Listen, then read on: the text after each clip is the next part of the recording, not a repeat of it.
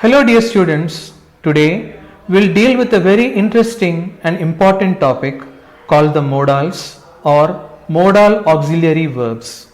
So without wasting any more time, we'll get the ball rolling. What is a modal auxiliary verb? A modal auxiliary verb is the one that is used with another verb to tell about a mood or tense or to indicate whether something is certain, possible, etc. I repeat, a modal auxiliary verb is the one that is used with another verb in a sentence to tell about a mood or tense or to indicate whether something is certain, possible, etc.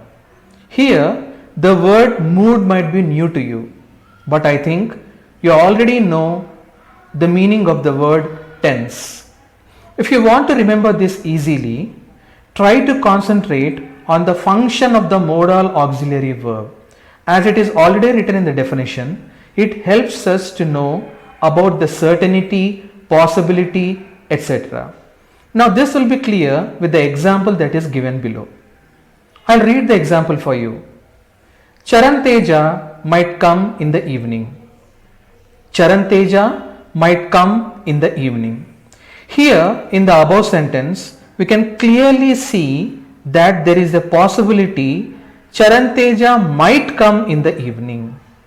That is, the modal auxiliary verb might indicates a possibility. I repeat, the modal auxiliary verb that is used in this sentence, might, indicates a possibility.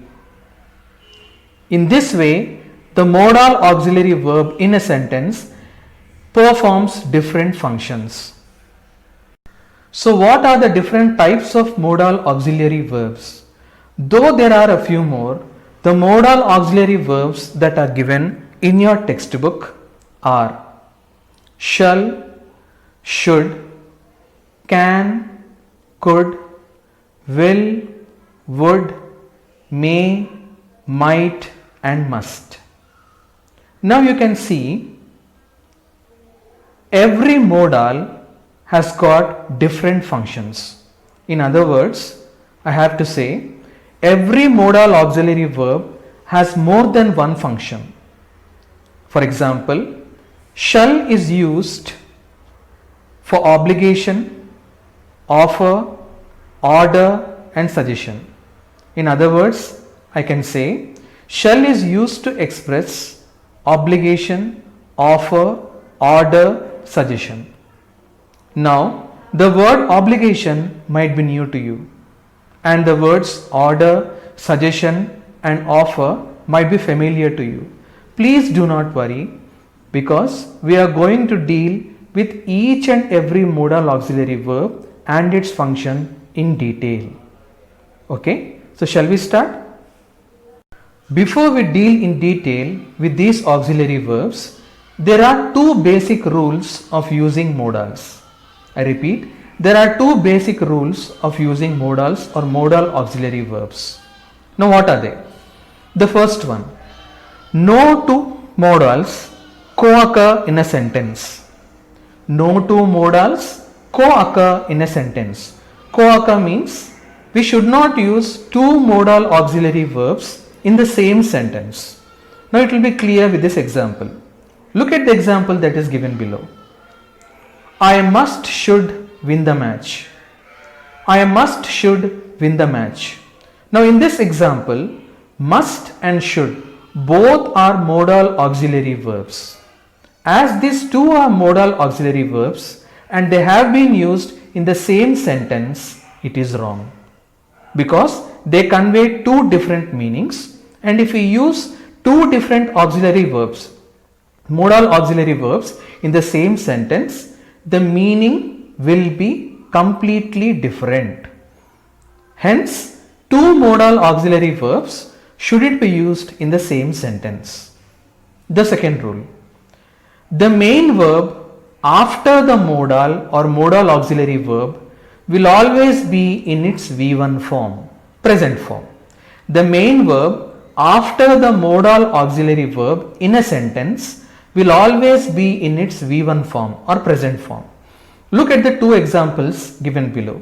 That is, one example, one is wrong and the other one is correct. Vamshi can drink 5 liters of milk. Does it sound correct? I'll read it once again. Vamshi can drink 5 liters of milk.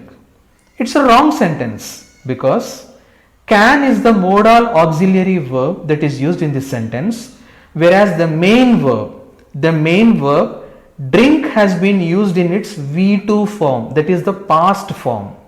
And as the rule goes, the main verb after the modal auxiliary verb, that is after can, is not in its V1 form but in its V2 form. Hence the sentence is wrong. Then what is the correct form of the sentence? It is given below the above one. Vamshi can drink 5 liters of milk. This is the correct sentence because can is the modal auxiliary verb and according to the rule, the main verb is in its V1 form, that is drink. Hence the sentence is correct. So the two rules are: no two modals co-occur in a sentence. That means we should not use two modal auxiliary verbs in the same sentence. And the second one is the main verb after the modal auxiliary verb will always be in its V1 form. Now let us deal with each modal auxiliary verb that has been given in your text and its function in detail. Shall we start? The first modal auxiliary verb is will. Will is used to express, that is, its functions are, it expresses certainty, or we can use will to express certainty, intention, futurity and purpose. Will is used to express certainty, intention, futurity and purpose. Look at the examples that are given below. The first example: the program will start in the evening. The program will start in the evening. It expresses certainty. What is the meaning of certainty? Certainty means what may come, the program will start. ఖచ్చితంగా start అవుతుంది. ఖచ్చితంగా start అవుతుంది. The second example: Shivani will help you. It expresses intention. What is the meaning of intention? Uddesham. Shivani will help you. Whatever may happen, whatever may the conditions be, Shivani is going to help you. Shivani will definitely help you. C. Madhuri will complete her graduation in 3 years. Madhuri will complete her graduation in 3 years. It expresses futurity. What's the meaning of futurity? Something that is going to happen in the future. Bhavishyatu. So Madhuri will complete her graduation in 3 years of time. D. The students will assemble in the hall for the lecture. This sentence expresses purpose. What is the meaning of purpose? Now, why are the students going to assemble in the hall? For the lecture. Uddesham or karana. Okay. Now, did you see? The same modal auxiliary verb will performs 4 different functions: certainty, intention, futurity and purpose. Each sentence is an example of different functions like certainty, intention, futurity and purpose. But if you observe closely and carefully, you will find there is a cross linkage. I mean, each sentence can serve as an example for more than one function. I repeat, each sentence can serve as an example for more than one function. For example, look at the first sentence. The program will start in the evening. It is an example of certainty. But don't you think it also expresses futurity? Because the program is going to start in the evening. Right. Look at the second example. Shivani will help you. It indicates intention. But don't you think it also indicates certainty? That is, whatever may happen, Shivani will help you. Shivani is going to help you. Look at the third example. Madhuri will complete her graduation in 3 years. It indicates futurity. But don't you think it indicates certainty as well? Yes, Madhuri will definitely complete her graduation in 3 years. So dear students, always remember a sentence can serve as an example for different functions as well. It is applicable for all the modal auxiliary verbs. I repeat, it is applicable for all the modal auxiliary verbs as well. The second modal auxiliary verb, would. It is used to express offer, preference, past habit and future of the past. Now these will be clear with the examples given below.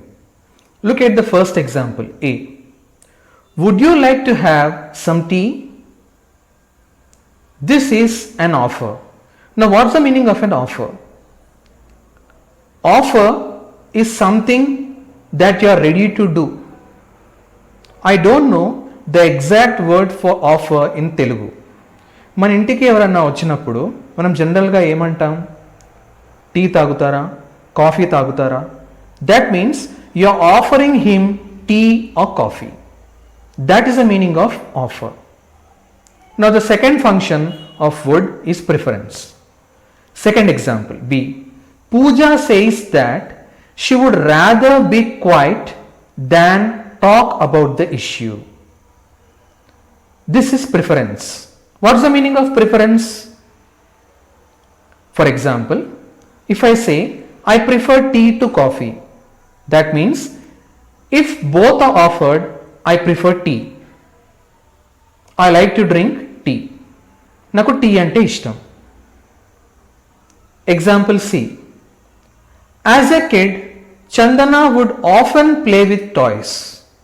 Now this indicates past habit, a habit that Chandana had in the past but now she doesn't have.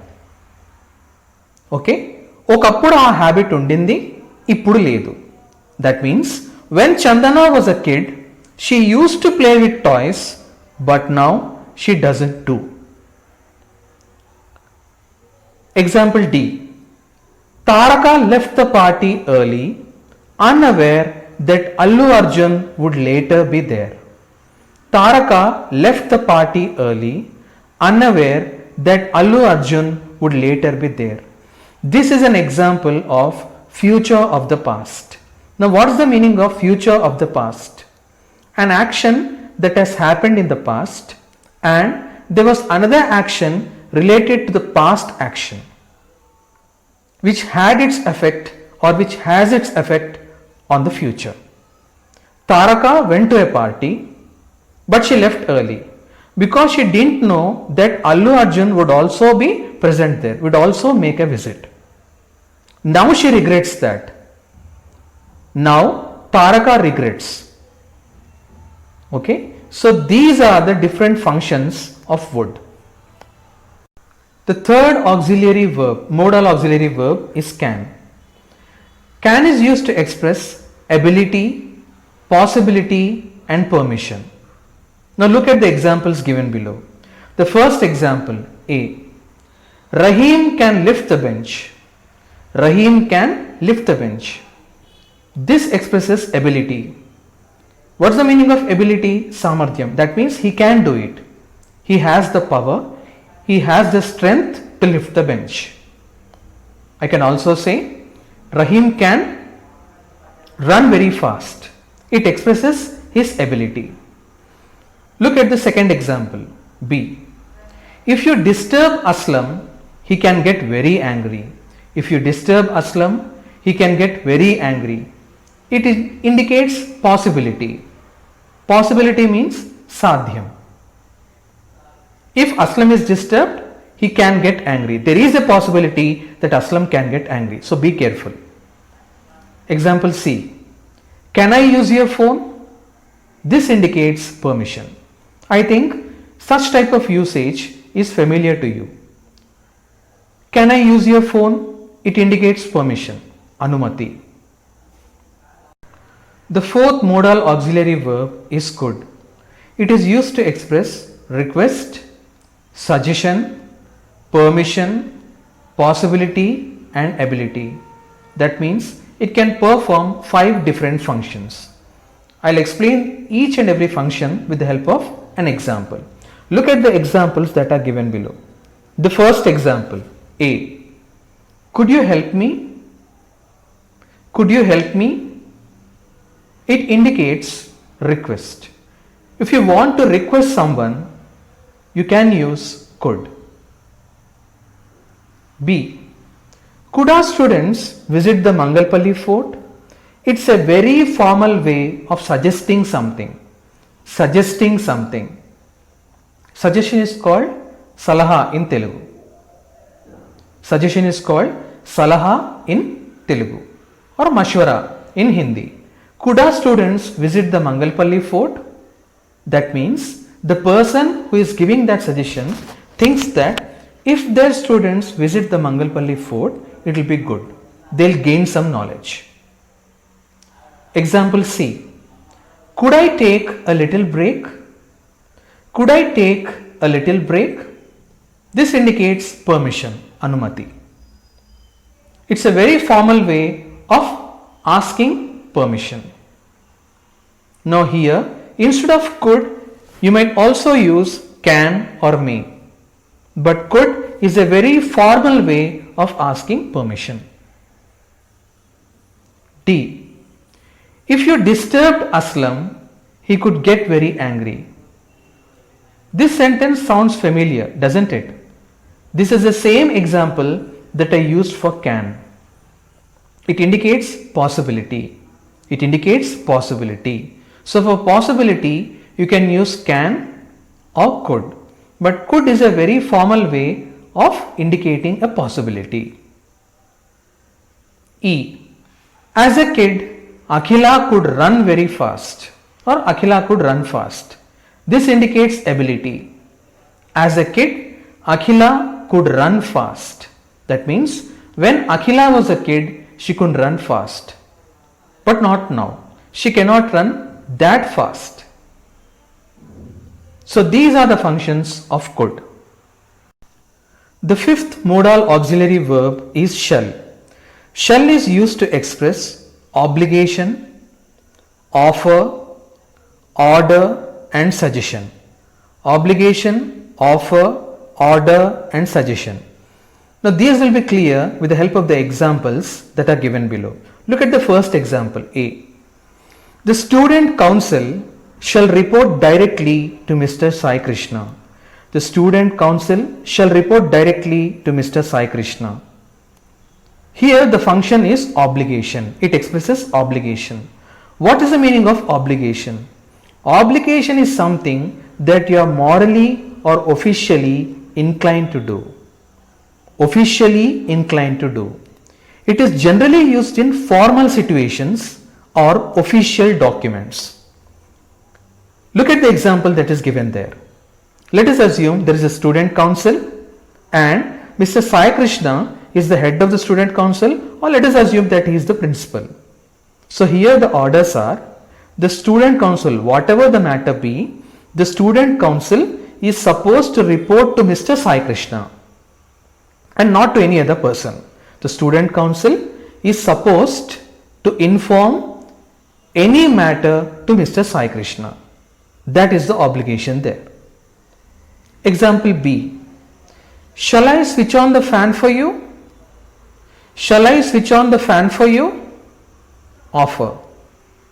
I think you heard about the offer in the very first modal auxiliary verb that we have dealt with. Offer means something that you want to do for any other person. Chayocha. Shall I switch on the fan for you?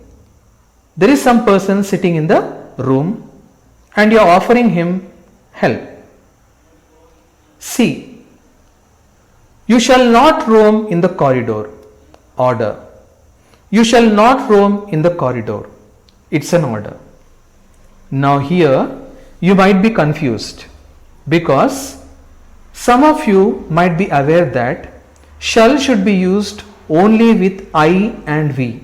Shall should be used with the pronouns I and we. But why did I use shall with you? Why has it been given? Such type of usage is rare and very old.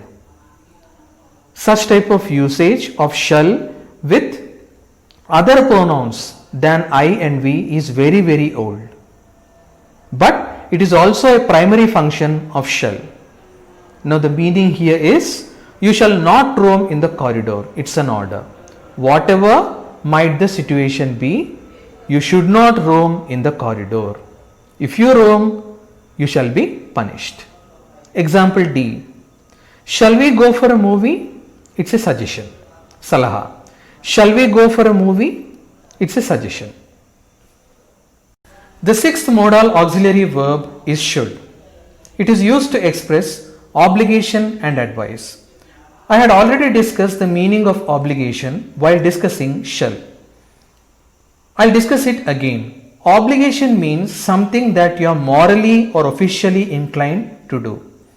When using shall, you are officially inclined to do something, whereas while using should, you are morally inclined to do something. Now this morally inclined to do something seems a little complex. Look at the example given below, it will be clear. The first sentence A.